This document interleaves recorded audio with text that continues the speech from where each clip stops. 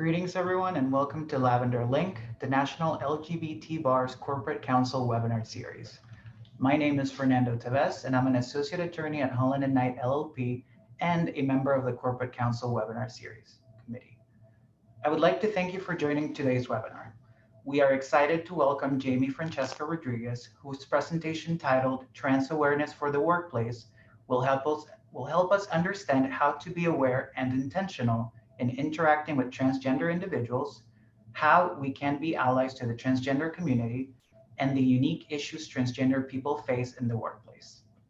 Before beginning Jamie's presentation, I would like to welcome Drew Lavasor, who will kick off today's program.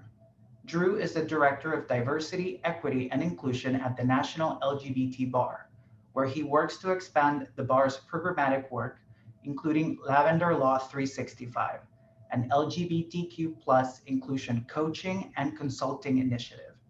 As a leading figure in the LGBTQ+ equality movement for 25 years, 15 of which he has spent in the legal profession, Drew has extensive experience in law, advocacy, philanthropy, and community organizing. Drew, the floor is yours. Thank you, Fernando, and thank you everybody for attending today. I'm excited to say just a quick few words about Lavender Law 365.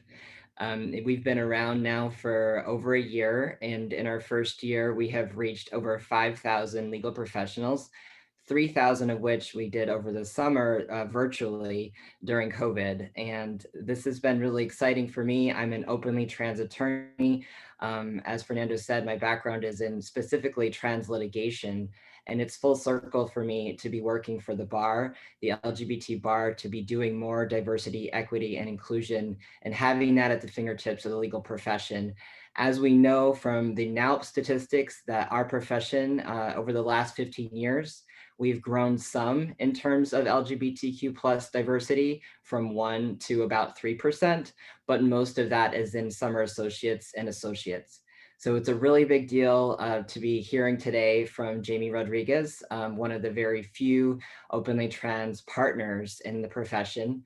We have a lot of work to do, and the idea for our LGBTQ+ inclusion coaching is to do a deep dive, not just a pride box check once a year thing. We're working with firms to really set up the workplace to be truly inclusive, whether it's adopting gender inclusive workplace policies, or where firms have called us where they have their first trans person or non-binary person in the workplace.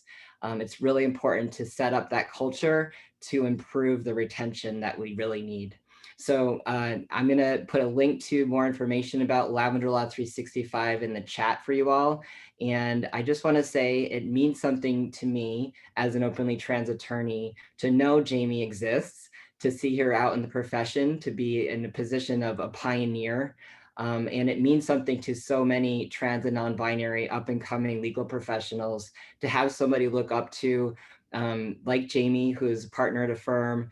And it means something to the larger LGBT movement, the work that Jamie's doing. So thank you today, Jamie, for sharing your expertise and your story. And I'm going to pass it back to Fernando for her full amazing introduction. Thank you, Drew. And next, I would like to welcome Jamie Francesca Rodriguez, Senior Counsel at Holland Knight LLP's Washington, D.C. office, where she represents the firm's clients in accident investigations conducted by the NTSB and the U.S. Military Services. And she advises on transportation regulatory matters. Jamie is a former U.S. Air Force military attorney and satellite engineer. More recently, Jamie Rodriguez served as an Assistant General Counsel with the National Transportation Safety Board. Additionally, Jamie also advises clients and speaks on diversity, equity, and inclusion efforts and company policies, and serves as a Director of Diversity and Inclusion Committee for an aviation-related bar association.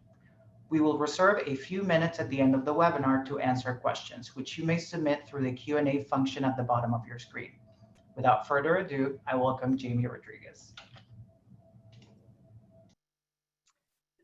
Thank you so much, Fernando, and also you and to Drew for those kind introductions. I am really happy to be here. as they mentioned, I'm a senior counsel at Holland Knight, and I transitioned at Holland Knight last June. So it's been a little over a year now. I was the first transgender attorney or employee at Holland Knight to transition. So I got to blaze a little bit of a trail within the firm there, and I am happy to be here to tell you a little bit about my story, but also to give you some advice on how to be better allies to the trans community, how to make your companies or firms more accepting to transgender people who may be considering transitioning, even if they are not openly out yet. So let me share my screen.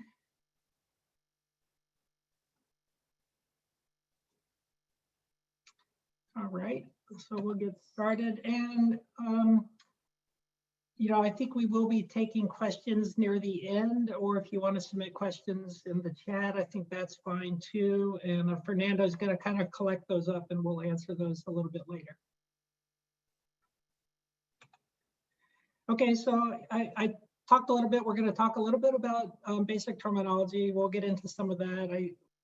Give you some hints for how to be a good ally to the trans community, and how to make our workplaces, just more inclusive. Most people, first of all, let me step back and just say, I'm a trans woman. I'm 50 years old. My story is unique to me. I don't pretend to be here speaking for the entire community, which is very diverse, and I'll touch on that a little bit. But I do think I have some experience with other trans colleagues and friends and acquaintances that have informed some of what I'm saying here. But I just want you to realize every person is different, and every person's transition is different. So I wouldn't want you to assume that my experience is necessarily what every single person has experienced. And I'll try and point those out where it's important. So most of these kind of presentations that I've seen kind of start with basic definitions first. I'm not going to do that. We will get to some definitions pretty quickly, but I'm going to start with just something that I want you to think about. And this kind of goes along the lines of one of the points I will make about being a good ally is to inform yourself about issues that are important to the LGBT community in general, and specifically to transgender attorneys or transgender people. And the title of the slide, sex is not strictly dimorphic. So what does that mean? Something that's dimorphic is a phenomenon that kind of presents itself with two distinct states, kind of an A or a B. And many people who haven't thought about it much or will say that sex is, or view sex as dimorphic in the sense that there's labels, men and women, and that's it. And they've never considered that there could be a broader spectrum. And I think what's important as an ally is to think about sometimes people in the general population will say things, they will make an appeal to a science-y sounding statement like, it's really just biology, or the chromosomes don't lie. And I think when you hear those kind of statements, I want you to be aware that there's actually a much broader sense out there of what constitutes sex and gender. And I'm going to talk a little bit about that now.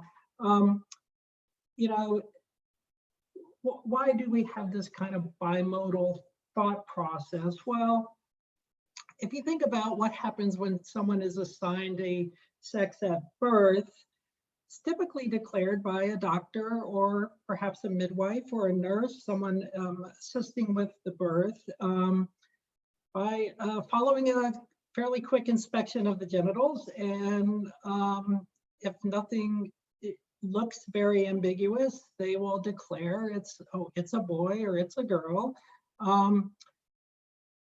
But even that, many doctors are drawing that distinction based on what they see. And there is some guidelines to doctors if the genitals are particularly large or small. There's kind of a dividing line that they will use between declaring boy or girl. But there are other, physical attributes that it may make it ambiguous. But so why do they just say it's a boy or it's a girl? Well, for maybe 98% of people, that model, that bimodal model works. But that leaves out an awful large percentage of the population. If even if it's only 1%, that's 3 million people in the United States. 70 million people worldwide. And really, there's a lot more to what constitutes sex. It brings it implicates issues such as not just kind of the genital development, but there's neuroscience of the brain. There's endocrinology that deals with the hormones and the way the fetus is exposed to hormones in utero, and how people then go through puberty later. There's genetics, which is kind of the chromosomal story. And when we're talking about gender, especially, there's sociology and what society is someone being brought up in, and what genders are recognized by societies. There are societies in the world that recognize regularly 5 genders. There's societies that recognize 3 genders. So not every society has the same baseline rules either. Many people learn, just to talk about chromosomes, many people learned in high school biology that, if you have XY chromosomes, you're male, and if you have XX chromosomes, you're female. But that is far from the whole story. There are actually people who have XY chromosomes, but have ovaries. And one condition that can cause that is something called androgen insensitivity, where a person's body doesn't react to testosterone, either in whole or in part, and thus their body doesn't develop as if they are exposed to certain levels of testosterone. There are also people with XX chromosomes who have male bodies and even functional sperm in some instances. There are people with 3 X chromosomes. There are people with XYY chromosomes. There are people with just an X or just a Y.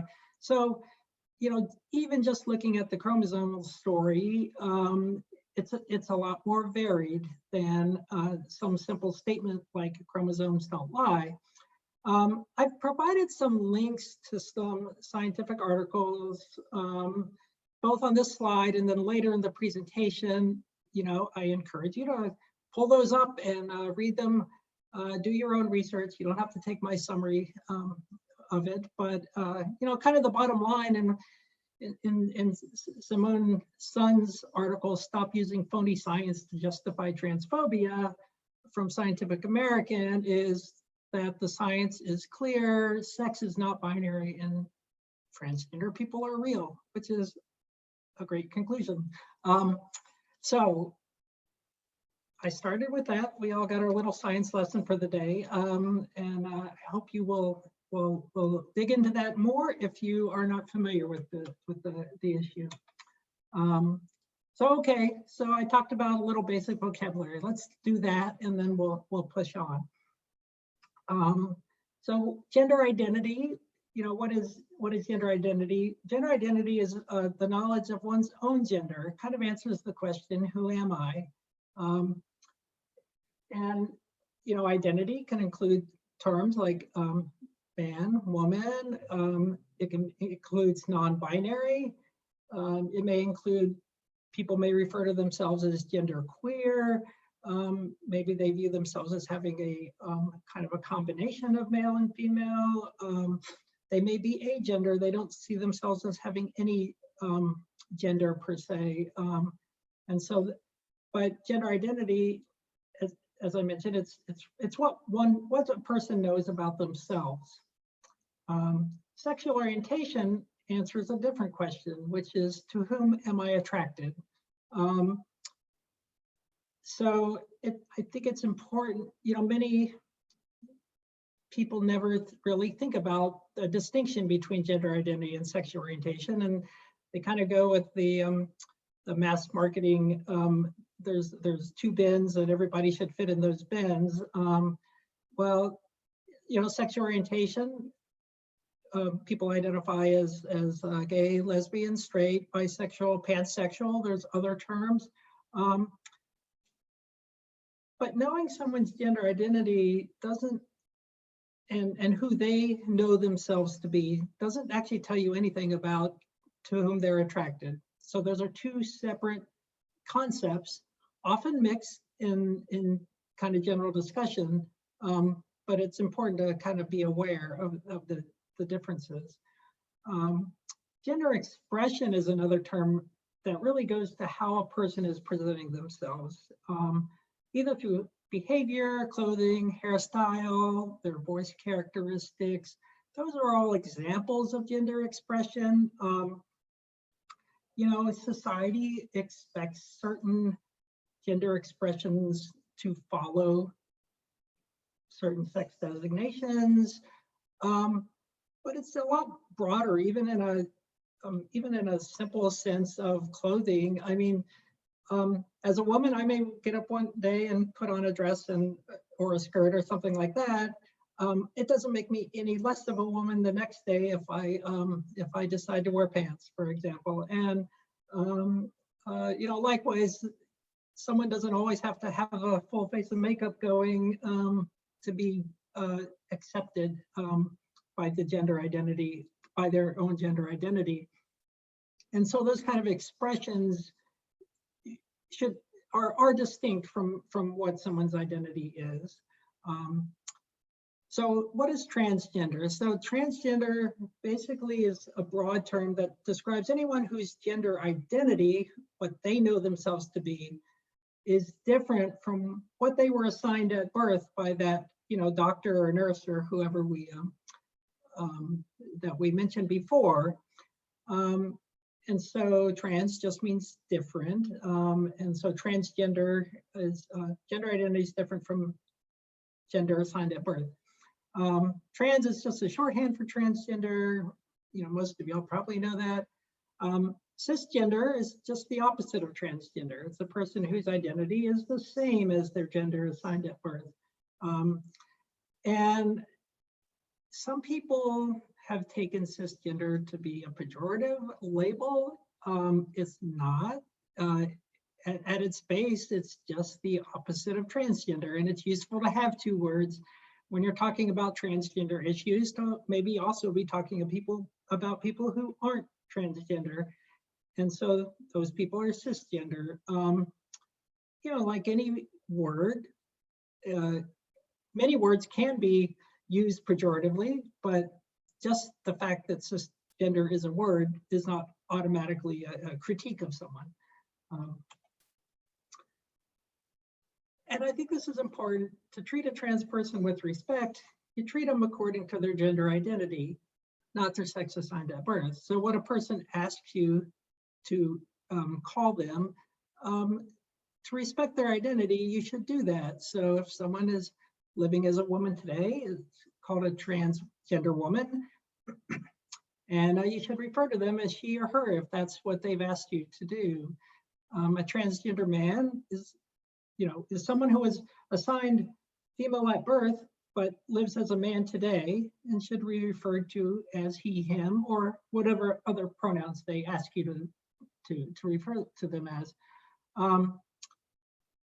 A non-binary person may identify as neither man or woman, or could identify as a combination. of male and female, and actually could vary some in their identity from day to day. And often non-binary people will want to be called they or them, using they, them pronouns. That's not always the case. I know non-binary people who will go by they, them, or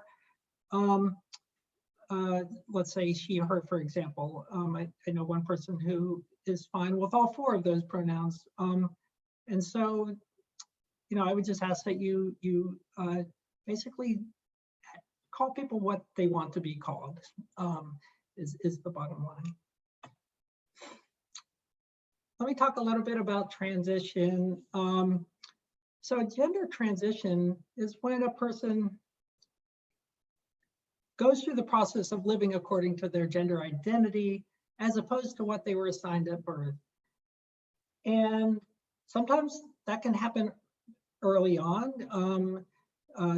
Sometimes children will begin a gender transition, sometimes young adults, sometimes it's an older person. I was over 50 years old when I transitioned. And I'm glad that trans people are more visible now, and that more people hopefully will feel comfortable transitioning earlier in life. I think back about my life. I was in high school in the 80s. I don't think I even knew what the word transgender was then. And while I had feelings that there was something different about me, I didn't really know how to express them. And frankly, I don't know that I would have felt safe back then transitioning. So sometimes people think that there are more trans people now than there used to be. Studies say that that's not really true. There's always been transgender people. What is different is we're more likely to feel safe now and to be able to come out and live as our full selves and kind of bring our full selves to the office, and apply all the skills that we have, instead of trying to live in a closet half the time, which is really a terrible way to live. At least some people choose not to transition at work for some period of time. That's, I know that was a very difficult time for me when I was kind of on the precipice of transitioning and not quite there. Some steps that typically occur in a transition, they're kind of broadly grouped often into social, legal, and medical. Social steps are things like changing one's appearance, maybe asking people to refer to you by a different name, or asking people to start using different pronouns. Those are all kind of social transition steps. The legal aspects of transition include things like getting new identity documents, perhaps changing your name legally and getting a new, a name change court order issued, taking that and then getting a driver's license that has your new name and a new gender designation, getting a birth certificate issued with your correct name, passports, going to the Social Security Administration and getting your records changed there. So all of those are kind of legal steps and processes that many people go through, but not everyone. Then there's medical steps, and there are a few things that typically trans people will transition medically, will undergo. One of the first ones is often hormone therapy. So a trans woman would start taking estrogen and often some kind of hormone testosterone blocker, so to prevent your body from using the testosterone that it's producing, and then the estrogen, and then a trans men will often start taking testosterone. And these hormones do have an effect on your body. Trans women, by taking estrogen, will start to develop breast tissue. The distribution of fat on their bodies will change. Trans men taking testosterone will often experience a change in their voice because testosterone affects their vocal cords, and so their voice may get deeper. And so those are some aspects of hormone therapy. Then there are other medical procedures to make people's physical bodies match their gender. Those could include things like breast enhancement or breast reduction. There are surgeries like vaginoplasty and phalloplasty. And so, you know, those are additional procedures that people may undergo. I want to make a point here is that regardless of whether a trans person has started any one of these specific steps, you should treat them with dignity and respect their identity. So, you know, don't treat a person as, well, you're not really transgender because you haven't started hormones yet. The world doesn't need any more gatekeeping, and it's hard enough for trans people to feel confident to come forward without other people putting kind of additional gatekeeping steps in front of them. And there are some good reasons why someone may not go through one or more of these steps. Just on the legal side, if you're from the DC area, there are the three jurisdictions in the DMV are quite different on what it takes to get a name change. In Virginia, it's really simple. You fill out a form, you file it with the court, you probably pay $20, and 3 weeks later you get your name changed for the most part. In Maryland and DC, you have to publish your name change before it's made official. And in DC, you actually have to go before a judge and have a hearing. So the three jurisdictions around the DC area have some significant differences in what you have to do just to get a name change. And so that can have an increased cost. It's more complex if you're in DC versus Virginia. So that's an impediment to some people. On the medical side, some people, first of all, medical procedures are expensive, and some people just are not financially able to undergo them. If they're lucky enough to have surgery, there can be other physical issues that prevent them from getting surgeries. If someone is older, it may be deemed too risky to undergo certain surgeries. Excuse me. So the fact that someone does not undergo a particular surgical procedure does not change the fact that they're transgender if they know what their identity is, and it's different from what they were assigned at birth.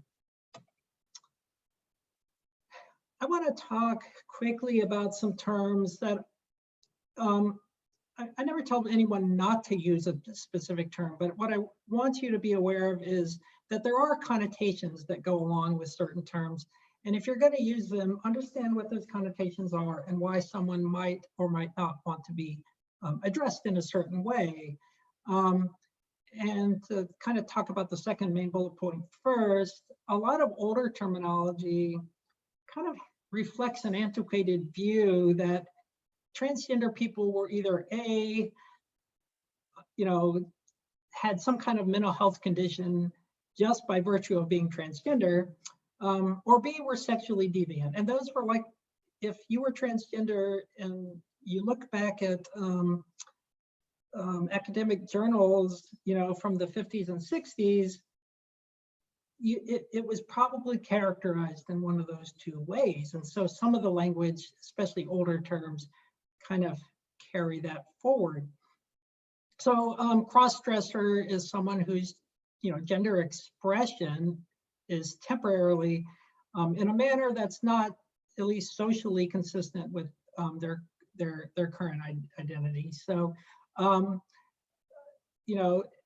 someone may be cross-dressing for a variety of reasons. I will say in certain parts of the trans community, cross-dresser can have somewhat of a sexual connotation to it. It's not always that way, but I think you want to be careful about using that term to describe someone who you're not sure whether that's what they want to be called. A transvestite is a person who derives pleasure from dressing in clothes associated with the opposite sex, and often is not thought of as someone who's actually transgender. They don't identify as a sex different than they were assigned at birth, but they get some pleasure out of that. A drag queen is someone who's using clothing and makeup, often in an exaggerated form, for an artistic or maybe an entertainment purpose. And let me just to be forward, I love a good drag show. I mean, there's some great drag shows in DC, although since COVID started, there are far fewer. So while I can appreciate the artistry in a drag show, I myself wouldn't want to be referred to as a drag queen, because that's not what I'm doing. This isn't an act that I'm putting on. This is who I am. Transsexual is one of those terms I referred to as kind of an older term. You will see it a lot in academic journals, and I think a lot of it has to do with academic journals citing previous academic journals. And so transsexual is really used synonymously with transgender, but I think it's really disfavored because it really does focus more on, it conflates sex and gender identity in a way that makes it a little confusing.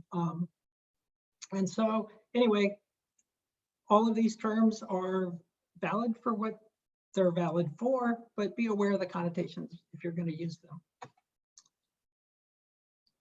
All right, let me talk a little bit about being a good ally. And I think one thing that's important to understand is that there's really no one way to be a perfect ally. And I think you have to consider that the trans community is diverse. You know, people come from all regions of the United States and around the world.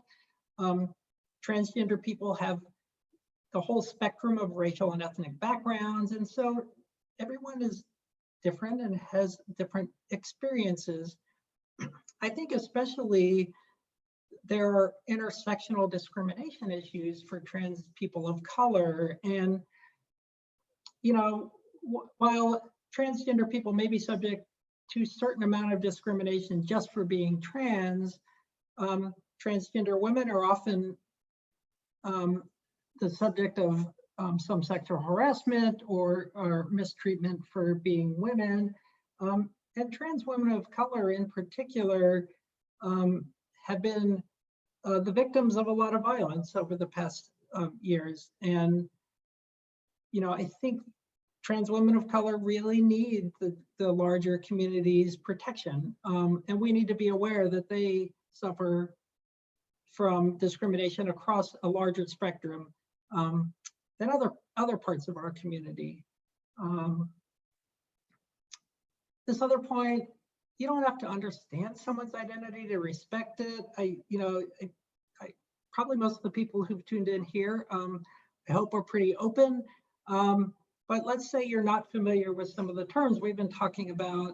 If you can just say, okay, I don't fully understand everything that I'm hearing about today, but I can at least respect transgender people who introduce themselves to me and refer to them by the pronouns that they've asked me to do so. Another point, you're not always going to be able to tell that someone's transgender just by looking at them. There may be transgender people around you, then you will not have any knowledge of whether they're trans or not. So, you know, I think you should, if you want to be a good ally, you know, be an outspoken ally and a supporter, even if you don't think trans people are present. It's, you know, it's often, what do we do when we don't think people are watching? That really is the measure of our character. And, you know, to actually speak up in a group when you don't believe there's a transgender person around is, takes more character often than not doing that, or only doing it when you believe there's a trans person in the group. I talked about not being a gatekeeper a little bit about earlier. We talked about, when people medically transition and get legal name changes and the like, and just, be aware that some people are going to be earlier in a transition process, some are going to be later, some are going to have different reasons for doing one or the other of those steps. Treat ally as a verb. So, continue to educate yourself, learn about the LGBTQ community, learn about the real science and not just catchphrases that people use to shut off debate. And then use that knowledge to help promote trans awareness, both in your workplace and in your private lives. When I say listen without judging, I'm really thinking about if someone comes out to you,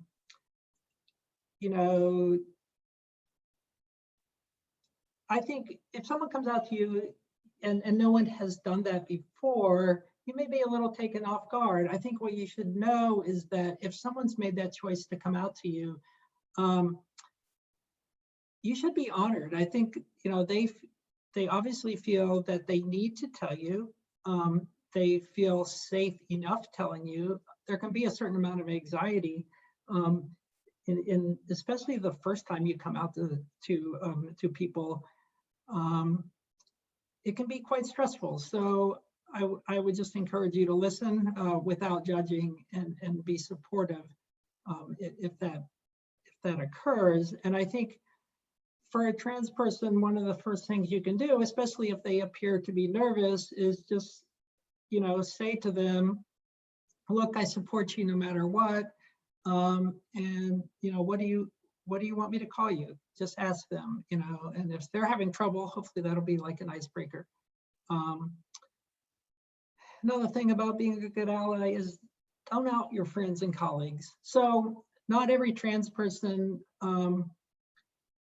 is that public about their transgender status. And I mean, I've been pretty public. If you were to look at my Facebook feed or my LinkedIn account, or do a couple of Google searches, you could find out pretty quickly that I'm transgender because I don't hide it. But along those same lines, I don't need every conversation or introduction that I have to start with my gender identity. It's really just not relevant in many situations. And there actually might be some situations where I don't really feel safe leading with that information.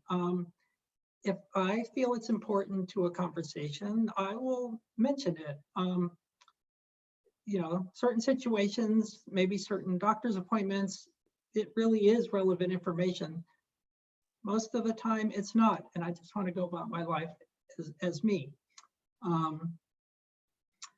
This next point about gender identity and sexuality, try not to refer to them as lifestyles or choices. It just kind of feeds into a narrative that these are not real and it's just made up in someone's mind, or that someone decided to do these. Identity and orientation are who we are and to whom we're attracted. They're not something that we decided to try on one morning. Please don't just try and avoid using those terms, lifestyles and choices. Okay, I want to talk about this gendering mainly because it happens. Especially if you've known someone for a long time, and I find that the people who've misgendered me in the past, I've kind of gotten to a point where it doesn't happen that often, but certainly if I go back a year, there were certain people who would do it more often. And those people tended to be people who knew me longer. And so someone had known me for, in some cases, 30 years before I transitioned. And some of them were able to kind of turn on a dime and start respecting my identity and using the right pronouns. And I had a couple of friends who didn't, and it took them a while. And one thing I want you to know is it's not just like an annoyance to be misgendered. It has an emotional impact. I often tell a story. There was a time somewhat early in my transition where I had a friend who just couldn't seem to get it right. And you know, it really started to weigh on me, and it impacted my relationship with that person. And one day after I had seen them and they had misgendered me again, I ended up in downtown DC, sitting at a coffee shop outside, you know, waiting to go to an appointment, and I just started crying. I mean, I just, like, the tears just started. This misgendering by this person had been going on so long that I just, you know, it kind of built up, and I probably looked pathetic sitting on the corner in DC, crying into my coffee around other people. But you know, it was an emotion, and if it happens, this is what I think what I recommend people do. And you know, I've kind of checked this with other trans people I know. I think it's fairly common advice is, if it happens, if you misgender someone, apologize, correct it, and move on. So just, you know, don't dwell on it. Apologize because you made a mistake. Just own up to it. If you called a trans woman he or him accidentally, say, "Oh, I meant she," and then just move on with the conversation. Like, don't over apologize. I don't think any trans person wants an inadvertent misgendering to suddenly turn into a 5-minute discussion on how sorry the person who made the mistake is. If you feel the need to apologize more profusely, maybe do that later in private with the person.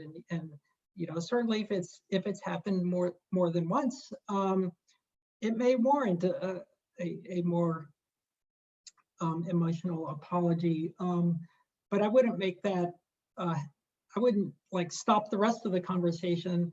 You know, a conversation that may be completely about work and suddenly derail it into an apology session on about the trans person. I know I don't want to interrupt other things, other business, and make everything about me in that moment. Let's just move on with it, and then we can talk later. One thing though that happens, and this is why I think I recommend you apologize and make the correction before moving on, is as a transgender person, I am acutely aware of any time I get misgendered. Often people think they think I didn't notice, or I can tell they may think they've made a mistake, but they don't want to acknowledge it. We notice, the transgender person notices. It's like always on our mind. I mean, it's not always on our mind. Anytime it happens though, we do hear it. And, you know, believing you kind of can sneak by with it is probably not realistic. And in the moment, I might not say anything because I may be thinking, well, is it really important that I bring this issue up now? I'm probably going through some kind of emotional response where it might frankly be a little bit of anger, and then a little bit of hurt, and then a little bit of questioning myself. And all those emotions are happening really fast. And in the context of an ongoing conversation, I've just got to kind of move on. But if you don't say anything, if you don't apologize, if you don't correct it, then it kind of puts the onus on me to say, is this a group of people that I don't want to keep misgendering me because now this one person does, and now other people in the group may not be sure what to call me. You know, and so then I have to go through this little mental gymnastics about, do I need to interrupt and correct it before we go on? You know, so I think if you want to be a good ally and you're, you know, if you don't know anyone that is openly transgender, and then you start working or socializing with someone who is, you might make a mistake. You might misgender them. Just remember, apologize, correct, and move on. And I think most people will accept that, as long as it's not happening all the time. At some point, frankly, I will tell you, if you have a friend who is transgender and misgendering goes on for too long, it will affect the friendship. So that's something that I think you should be aware of. What if you don't know someone's pronouns? I think there's a couple of strategies. You know, one, you could introduce yourself and offer your own pronouns. So, you know, hi, I'm Bob, I go by he, him. You know, you could just kind of preempt the discussion, and then hopefully that'll be enough of a prompt that the other person responds with theirs.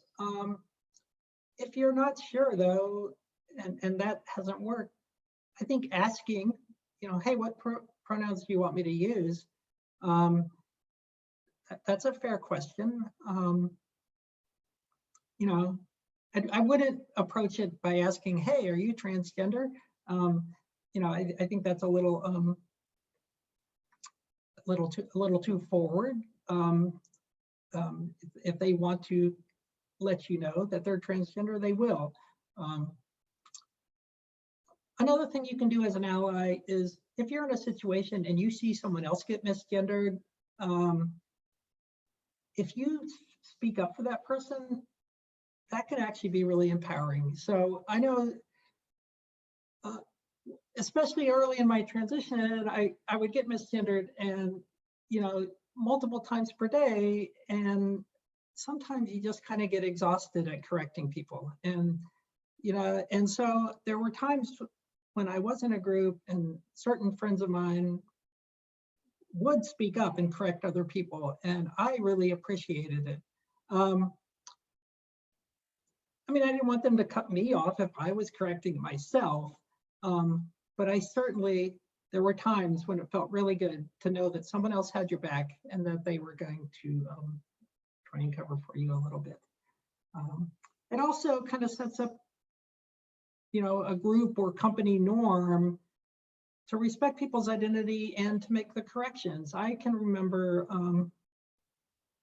just a little family episode a couple years ago where, you know, my nephews corrected my my sister, for example, who inadvertently misgendered me, and it was kind of nice to see my nephew immediately correct her. That can, you know, likewise, that can happen in a work setting where, you know, it just kind of sets the norm that if someone misgenders someone, you correct it and you get, you know, you move on.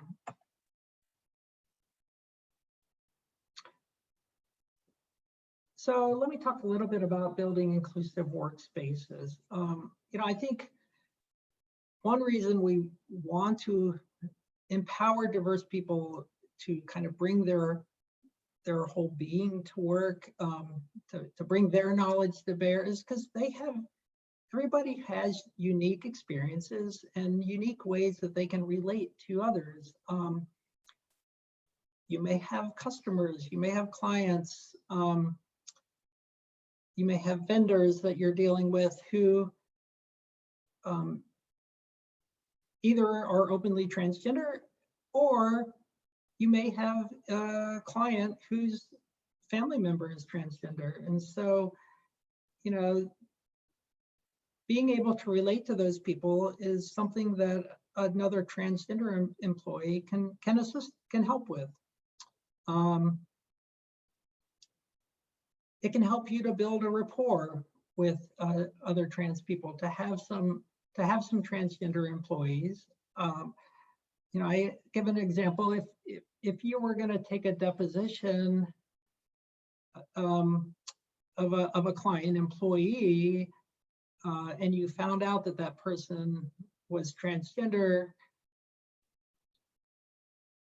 you might want to consult with the trans person in your office before you did the deposition, to kind of get a sense of, depending on what you're going to ask, whether it will be important to bring up their trans status. It may have absolutely nothing to do with the legal application or the legal matter, and in which case you probably don't need to bring it up. But if it's a situation where the fact that they're transgender is important, maybe there's an employment law, a hostile work environment kind of claim going on or something along those lines, their transgender status may be important. And here's what I'll tell you. If you go into interview a person and you misgender them, immediately they're going to be more apprehensive about talking to you, because you've now raised this wall between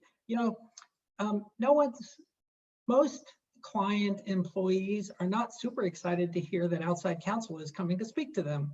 And so it's already something that they're not used to going through and is probably uncomfortable with them. If you add on top of that you've just misgendered them, or unbeknownst to you, they have a transgender family member, and you somehow are not being respectful of trans people in the way you're speaking, that can raise additional barriers that there's no reason for you to raise. So another thing to think about is, in making your workplace friendly and making people feel safe to come out, is that most transgender people have friends. If not themselves, they know of other trans people who have either lost friends, lost family. I know trans women who are completely estranged from their family, and it's really sad. Or they know people who have lost, jobs in the course of their transition, or not been hired, for example. And so there's definitely some anxiety and some apprehension that a person brings when they're deciding to transition. And so one of the things you can do is try and minimize that kind of anxiety. So what are some things you can do? Well, one, it's really helpful if you put your diversity, equity, and inclusion policies, and specifically support for transitioning employees, in writing, and in some kind of searchable format, because when an employee these days is contemplating transitioning at work and coming out to someone in the office, they're probably going to go search whatever online guidance they have. And most employers these days do have a general non-discrimination statement that says we will not discriminate on the basis of sexual orientation and gender identity. That's great as far as it goes, but it doesn't specifically mention support for transitioning employees. So I encourage companies to specifically say, we support the gender identity of our employees, and we will support any employee through the transitioning process, or we want your transition to be a good experience. I think those are important kinds of words, and they will really provide a lot of comfort to someone who's thinking of coming out. As far as benefits going, one thing that I've seen a lot is insurance companies adding kind of extra gatekeeping provisions to their coverage. And often these are really not through malice of the insurance companies. Often the language hasn't been changed for a decade. And in 2010, when they were written, there were some old guidelines, for example. What you should know is that your insurers should follow WPATH guidelines. That's the World Professional Association for Transgender Health. And just as an example, what I've seen often is some insurance coverage provision that will say you have to be on hormones for a year, and you have to have been living full-time according to your gender identity for a year. Those are two requirements that are often included, but what I've seen a lot of insurance companies do is make those concurrent requirements, where essentially you have to do them consecutively. I'm sorry, not concurrent, consecutive requirements, so that it really ends up being a 2-year timeline in order to start getting insurance coverage. And that's there's nothing in the WPATH guidelines that suggests that has to be a consecutive requirement. And people I've talked to and advised to get the WPATH guidelines and go talk to their insurer, pretty much all of them had been able to get the insurers to back off of those kind of additional gatekeeping requirements.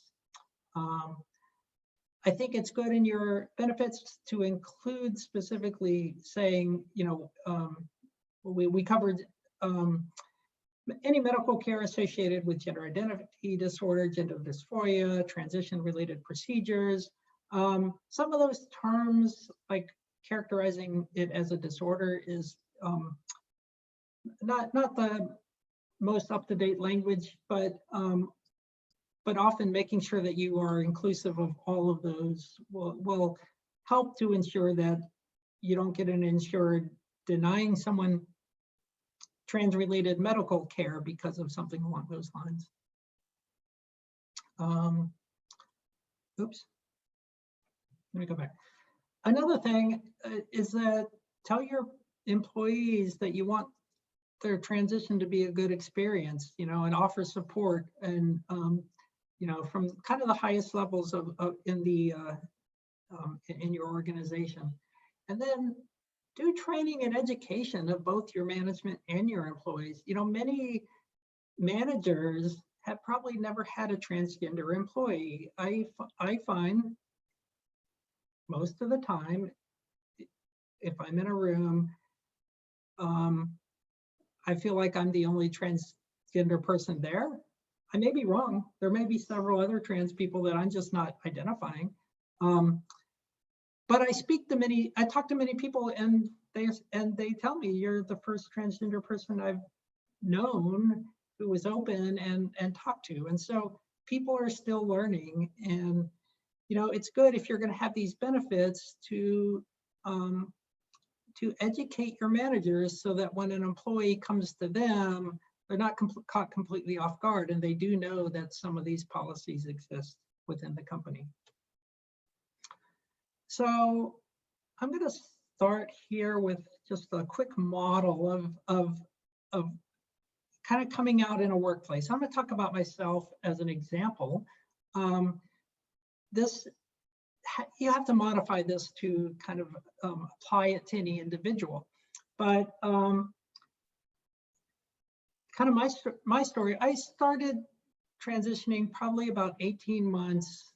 I started socially transitioning about 18 months before I came out at work. And part of that was me just figuring out who the hell I was,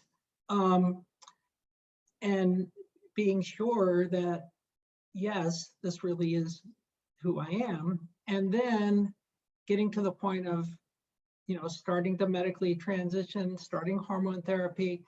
I was doing all of that before I came out at work.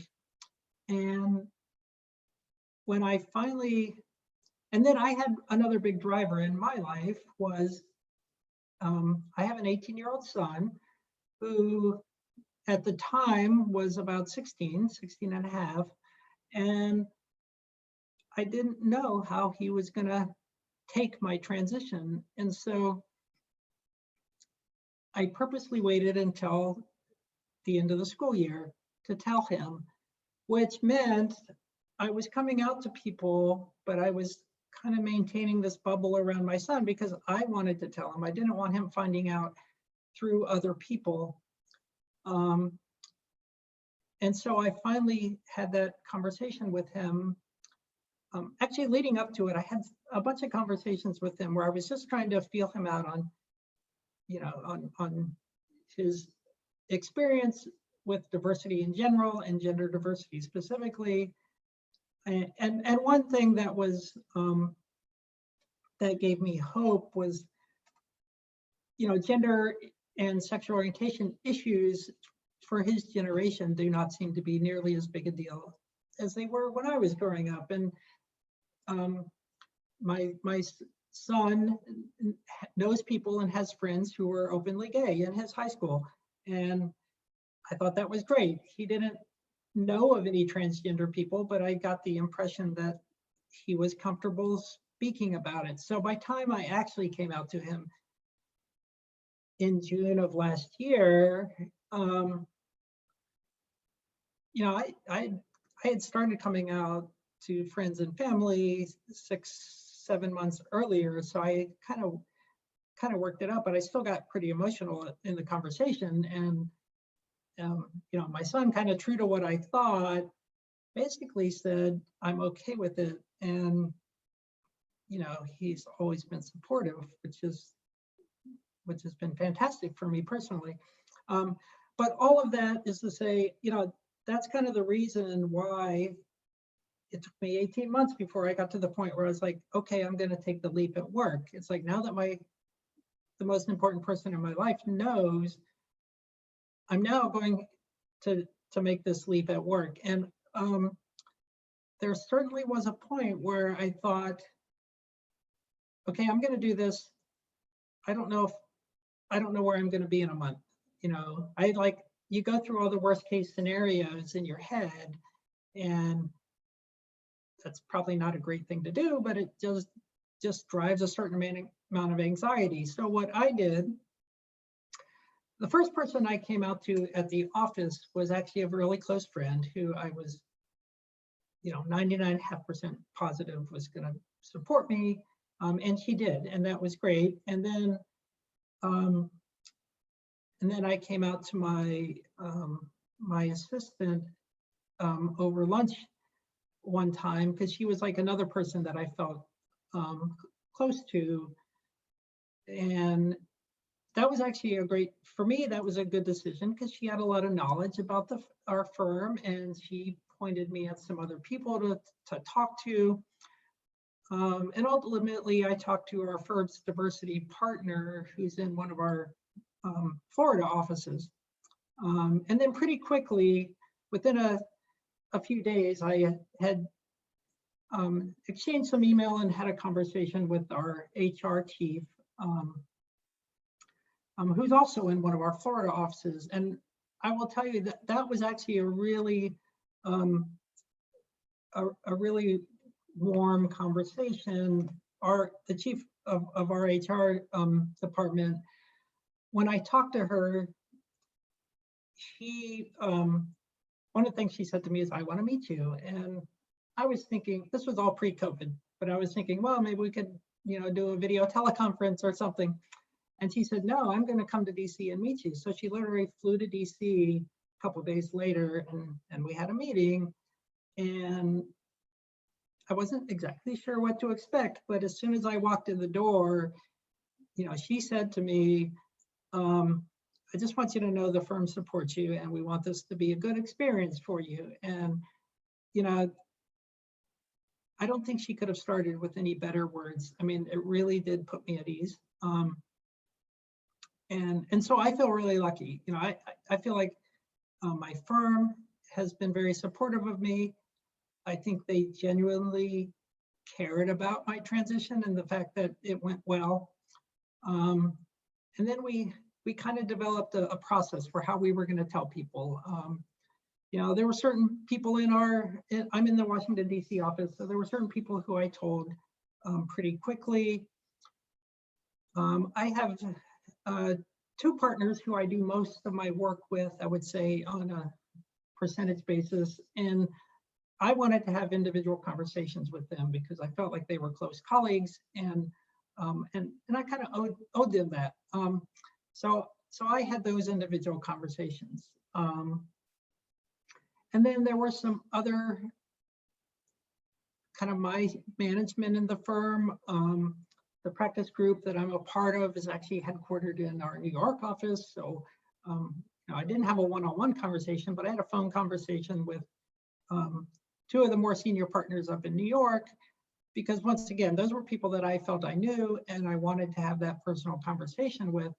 But then it came down to, well, how do we tell kind of everybody on my floor? So I work on the 8th floor of our building, and there's probably 50 people on that floor, maybe 75. You know, I'm going to start my transition, and we thought it was appropriate to let people know,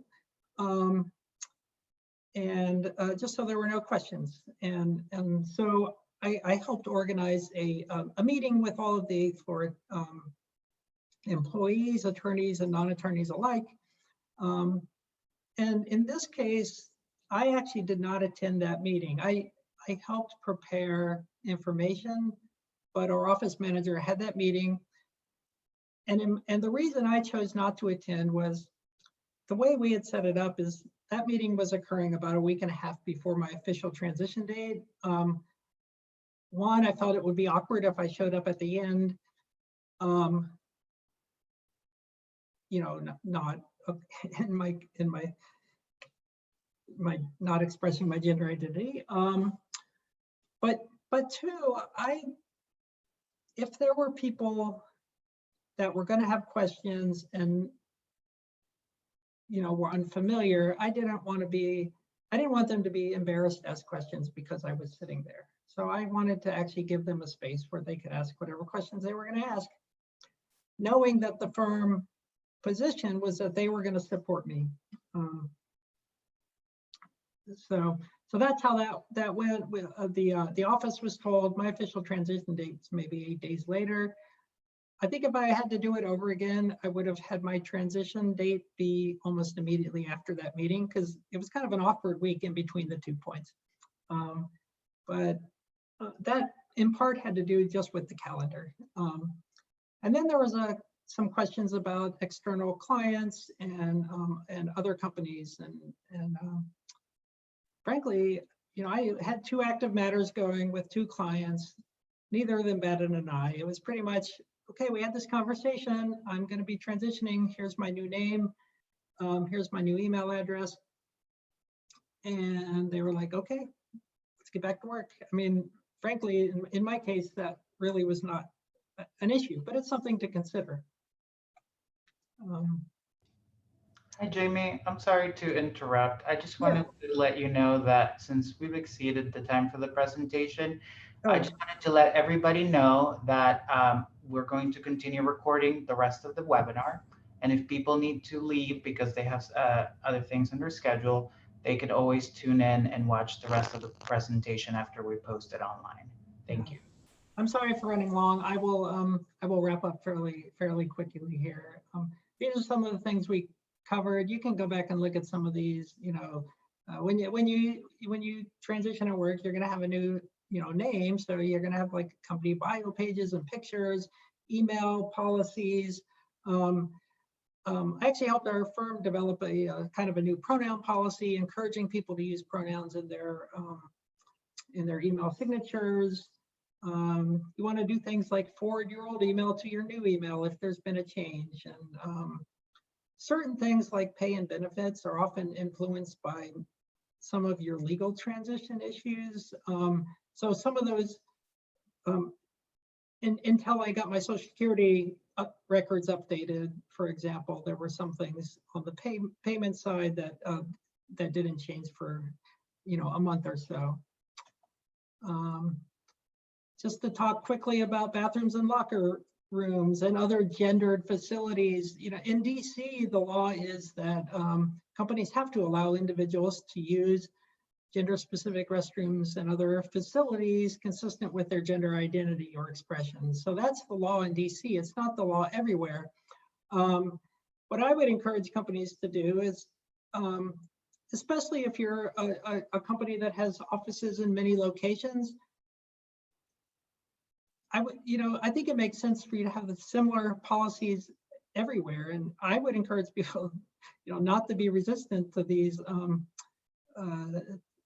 to letting people, you know, use the facilities consistent with their identity. And, you know, even if, let's say one state would allow you to do that, and another state wouldn't, it probably makes better sense to be consistent across your company, and afford the recognition that people deserve. Just to make a point, these kind of policies are not safety risks as some people make them out to be. There was a kind of a bunch of anti-bathroom bills, if you will, allowing people to use the bathroom associated with their gender identity does not legalize harassment or stalking or violence or anything along those lines.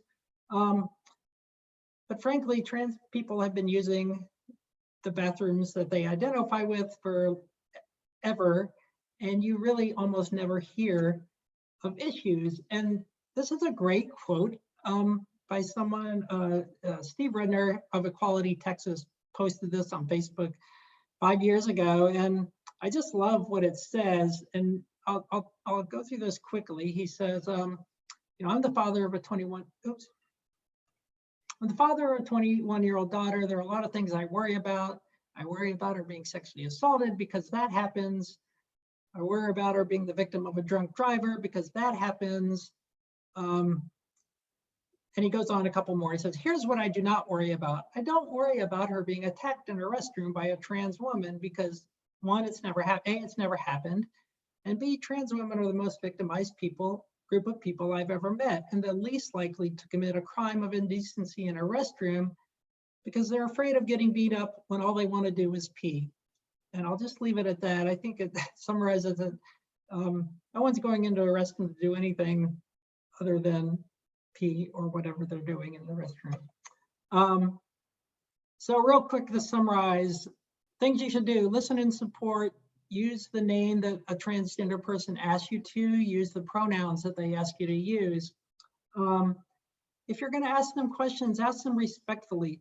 Don't go up to a trans person and in the first 10 seconds of having met them, ask them whether they've had the surgery or some other kind of surgery.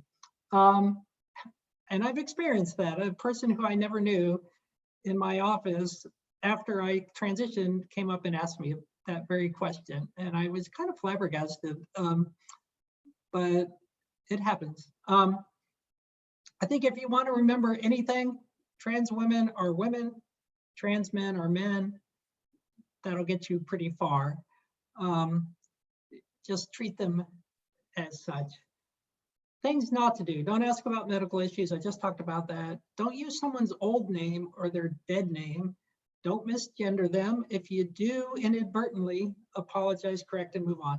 Just, do it quickly. Don't use like old pictures and images of them. I'm a veteran. I served in the Air Force, and our firm publishes every year on Veterans Day kind of old pictures of people from their time in the service. Luckily, my firm checked with me before doing that. They had an old picture of me, and I told them I was not really comfortable with them doing that. I'm happy to be listed as a veteran, but I didn't want them using old pictures. And likewise, you shouldn't out people in that way inadvertently. So a couple other things, don't gossip. Try to avoid using gendered language where you don't have to. That's one way to make people feel more inclusive. And then I would say just get out and learn more about it. Here are there's a YouTube story called Her Story. I've got the link there. I think it's you can watch the whole thing in an hour and 10 minutes, 6 episodes, bunch of short episodes, covers a lot of great topics. There's other movies I've listed here. Disclosure is a great Netflix documentary, just came out this year. There's a book, Love Lives Here and Becoming Nicole. Those two are great books if you want to read some books. There's lots more, but I just include these. So I apologize for going over time. Are there any questions? Fernando, did you have any questions? Hi, Jamie. Yes, we received one question so far. In your experience, what are some of the common shortcomings or failures of companies wishing to attract and support trans employees? The things I've come across are one, just not being open about your support for trans people and for transitioning, for example. Like I mentioned, having written policies, ensuring that people know about those policies. So if you're conducting interviews and you know, you get a new young employee who's, you know, very socially aware, asking you about what your policies are, it would be good if you could actually state that, yeah, we have a policy and we support anyone's transition. And you know, so publicize that within your company. I think those are both good starts. Also being participating in stuff like the human rights campaigns, assessments. You know, if you can show that you've had 100 on the HRC assessment for the past 5 years, that's a good thing to publish and let people know. Thank you. And we have one more question. Sure. Non-workplace related question. How well do government agencies manage a transition? For example, do Social Security benefits follow someone who has transitioned? Yeah, short answer is on Social Security, yes. I updated my Social Security record, and you know, all of my benefits are under my my new name. I did get a new Social Security card with my new name on it, so that's great. It did take me a few hours sitting in a Social Security office that I'll never get back, but you know, that's part of the price you pay, along with another few hours in the DMV to get all that stuff done. But I would say that those like legal document processes, I was surprised how quickly it actually went. It only took me, I would say, a couple months to kind of get most of my documents in order. Then there were a ton of like websites and kind of other businesses who it's kind of an ongoing process for a year. I still get mail addressed to my old name. At this point, I usually just throw that away because they obviously haven't had much contact with me. It's getting so old. But Thank you. And I think that was our last question. So once again, we would like to thank everybody for joining today's webinar, and we hope that you found it useful and informative. Apologies for running over time. We just had way too much good content that we wanted to share with you. And thank you again, Jamie, for your presentation and for your valuable time. We look forward to having everyone on the next installment of the Lavender Link webinar series. Have a good afternoon.